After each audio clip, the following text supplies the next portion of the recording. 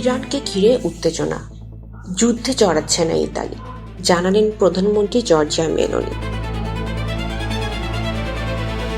মধ্যপ্রাচ্যে চলমান উত্তেজনার প্রেক্ষাপটে গুরুত্বপূর্ণ অবস্থান নিয়েছে ইউরোপের অন্যতম দেশ ইতালি।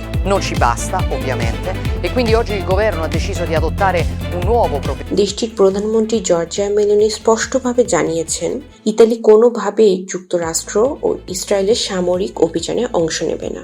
ইতালির সিনেটে দেওয়া বক্তব্যে মেলোনি বলেন, আমরা যুদ্ধে নেই এবং আমরা যুদ্ধে যেতে চাই না। তার এই বক্তব্য আন্তর্জাতিক অঙ্গনে নতুন করে আলোচনা তৈরি করেছে।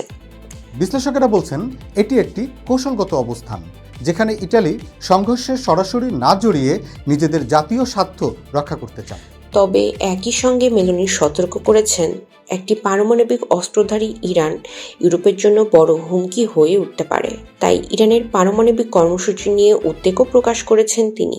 এদিকে কিছু আন্তর্জাতিক প্রতিবেদনে বলা হচ্ছে, ইতালি মধ্যপ্রাচ্যের উপসাগরীয় দেশগুলোতে প্রতিরক্ষা সহায়তা দিতে পারে, বিশেষ করে আকাশ প্রতিরক্ষা ব্যবস্থায়, যদিও এ বিষয়ে আনুষ্ঠানিকভাবে সব তথ্য এখনও পরিষ্কার নয়। মেলোনি আরও বলেন, আন্তর্জাতিক আইন উপেক্ষা করে একতরফা সামরিক পদক্ষেপ পরিস্থিতিকে আরও জটিল করে তুলতে পারে। তিনি বেসামরিক হতাহতের ঘটনাগুলোতে গভীর উদ্বেগ প্রকাশ করেছেন। বিশেষজ্ঞদের মতে, ইতালির এই অবস্থান মূলত একটি ভারসাম্যপূর্ণ কূটনৈতিক কৌশল, যেখানে একদিকে মিত্রতার সাথে সম্পর্ক বজায় রাখা, অন্যদিকে সরাসরি যুদ্ধ এড়িয়ে চলা। অন্যদিকে দীর্ঘমেয়াদী সংঘাত বিশ্ব অর্থনীতিতে নেতিবাচক প্রভাব ফেলতে পারে বলেও সতর্ক করেছেন মেলোনি।